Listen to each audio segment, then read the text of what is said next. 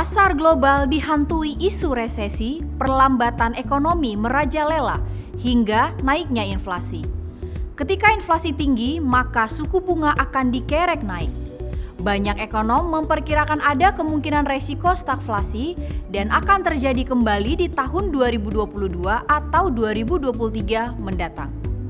Bagaimana BTN menyikapi fenomena tersebut? Ibu Meika selaku Sales Management Department Head Bank BTN akan menjawabnya.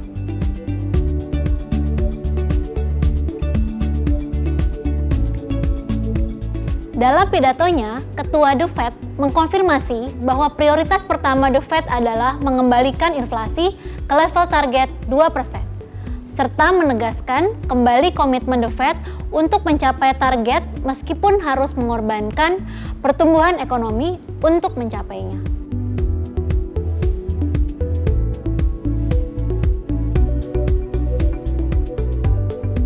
Potensi terjadinya resesi global pada tahun 2023 masih terus mengintai di tengah pengetatan moneter global.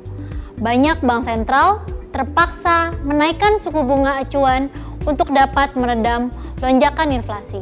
Bank Indonesia juga menaikkan suku bunga acuan sebesar 50 basis poin menjadi 4,25% pada September lalu dan diproyeksikan masih akan menaikkan suku bunga. Namun, Bank Indonesia menegaskan tidak akan agresif.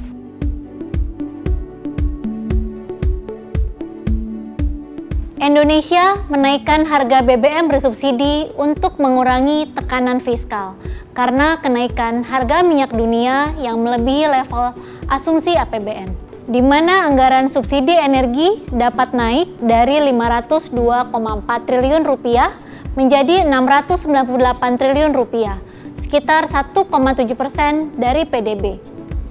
Dengan kenaikan harga BBM, pemerintah menjaga kondisi fiskal agar dapat mencapai target defisit fiskal kurang dari 3% tahun depan. Pemerintah menyatakan penyaluran dana bantuan langsung tunai BLT ke masyarakat telah mencapai 96,6% sebagai kompensasi kenaikan BBM agar daya beli masyarakat dapat terjaga dengan baik dan menopang pertumbuhan ekonomi Indonesia.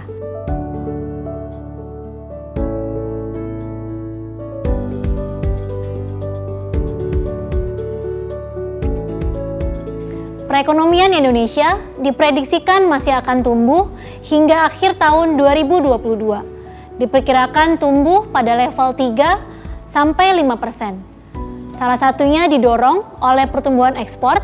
Selain itu, konsumsi rumah tangga dan investasi juga masih tumbuh, di mana konsumsi masyarakat berkontribusi bagi PDB Indonesia.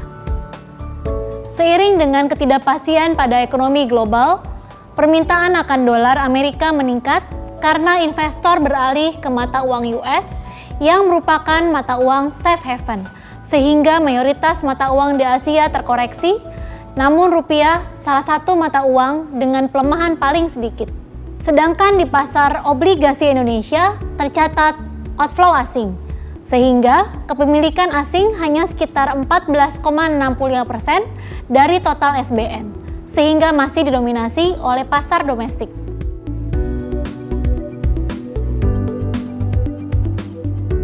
Di tengah sentimen kebijakan pelonggaran kuantitatif Inggris dan kekhawatiran pelaku pasar atas potensi resesi global, kami menyarankan investor menerapkan strategi agar investasinya membukukan kinerja maksimal, di mana investor disarankan tetap selektif dalam berinvestasi.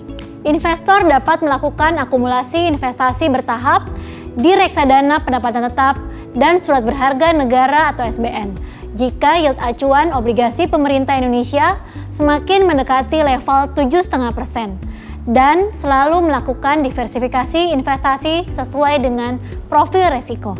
Investor dengan profil resiko agresif dapat melakukan akumulasi investasi bertahap di reksadana saham, di mana target IHSG hingga akhir tahun 2022 diproyeksikan berada di kisaran 7.400 hingga 7.500.